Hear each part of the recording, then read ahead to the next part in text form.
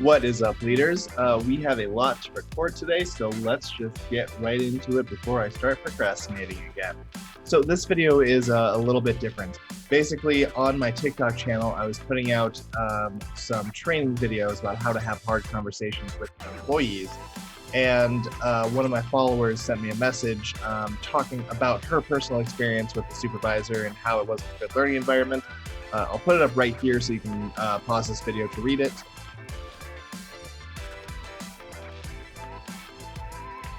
But in conclusion, she essentially said that she learned a lot more from watching a few videos as opposed to working under a toxic person for several years.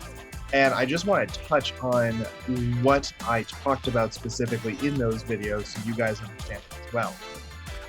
When you are having to give some harsh feedback to someone, or when you need to discuss an issue with their performance or their behavior, if you need to have a hard conversation of any kind, when it comes to understanding the focus of the conversation, what your brain is probably going to jump to is saying that the number one priority is getting this person to start doing this. The number one priority is going to be to get this person to stop doing this. The number one priority is to get this person to listen to me. The number one priority is to get this person to follow policy. You just want that person to do something, and so you're going to try to bulldoze your way through the conversation to get to the point that, hey, doesn't matter how you feel about it, doesn't matter if you like it, doesn't matter what you've done in other places, you need to do this. And that is where you're going to run into trouble. The person's going to be resistant to what you're saying. They might get argumentative, they might get defensive, they might just put in their notice and be done. They might just walk out on the spot. So having a hard conversation with someone definitely takes a bit of finesse, definitely takes a bit of skill. Experience is always a good thing. If you don't have the experience, then making sure you have a really solid plan before you go into it is super important. But the quick takeaway I wanted you to get from this video is that when you are trying to plan out how to have a hard conversation with someone, the number one priority is not to get them to do something. The number one priority is for you to best understand them and their situation, because the better you understand them, their line of thinking, their priorities, their experiences, the more you know and understand about your employees, the more information you have to tailor your specific message to specific employees to get them to respond to it. Now, let me clarify what I mean. If I oversee a team of 20 people and I say, hey everyone, I should have thought of an example before I shot this video. So if I oversee a team of 20 people and I send out a mass email to everyone saying, hey, I need to have your reports for your projects by 3 p.m. this Friday. That's a fairly clear instruction, and most people should understand what it means. But the problem is that you might have issues with people simply not caring, or people forgetting, or people essentially just not making it a priority. So if it's not convenient and easy for them to do at the time, they're not going to take additional effort to get it done. Now, the reason why you're going to have so many people struggle to follow your simple instruction is because you communicated it in a way that they just don't care about. Now, this is very, very important moment. This is where the distinction between manager and leader comes in place. Manager will say, I gave an instruction, it's their job to follow, I don't care if they care about it or not. A leader will say, oh, that is a possibility. I wonder what I could do to better improve my communication, my style of talking, my methods, whatever, to get them to better understand. So don't be a manager, be a leader. This is about learning and getting better, not about getting your way and firing people when they don't want to do it. Because odds are they'll quit on you before you have a chance. Anyways, let's get back to the point.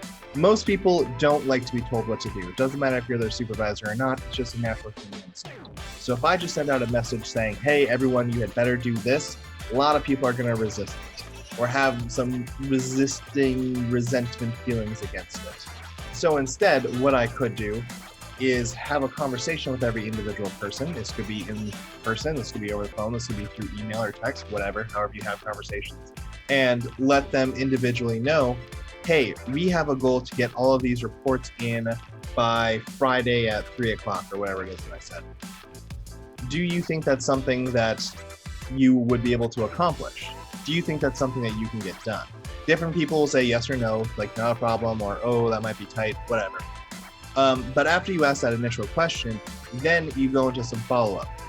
What do you need from me in order to make sure that you have time to meet this deadline? Because I know I'm kind of springing it on you. That kind of communication sends the message that, hey, I'm sticking to this firm deadline, but I understand the position that you're in and why that might be challenging.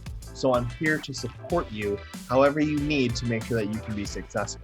Now, again, this is where leadership comes out. Management doesn't really do this.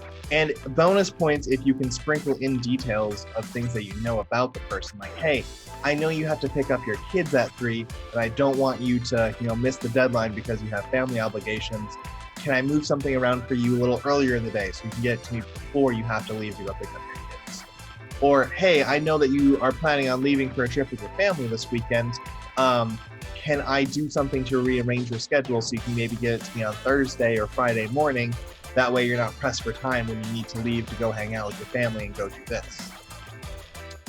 Sprinkling in those very specific personable details really shows your employee that you care about them. It shows that you're listening to them. It shows them that you're being considerate of their personal life and you actually view them as a person instead of just a random employee who is there to serve.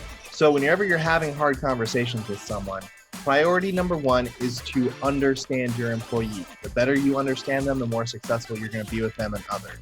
Priority number 2 is getting them to understand you. This means you need to communicate in ways that they are best going to respond to instead of just having your, balloon, hey everyone, this is what I want, do it or else. So if you're in our Leadership 101 course, there's definitely a unit that covers having hard conversations that comes with a skill tool that will basically be a fill in the blank that will help you kind of get used to having those hard conversations until you can develop your own style until you're comfortable enough to do that. But if you're not in our Leadership 101 course, just remember that those are the priorities with having a hard conversation. Number 1, you understand the employee. Number 2, you figuring out a way to get them to best understand you. This is not a power move. This isn't where you should be pulling out the I'm the boss card so you have to listen to me. This is your opportunity to show that you're an actual leader by using empathy and your communication skills. But thank you so much to everyone who's reaching out to me, asking questions, giving me scenarios, engaging with me to create some content, and so you can get some answers to better use for your career. I hope it helps, and I wish you the best of luck.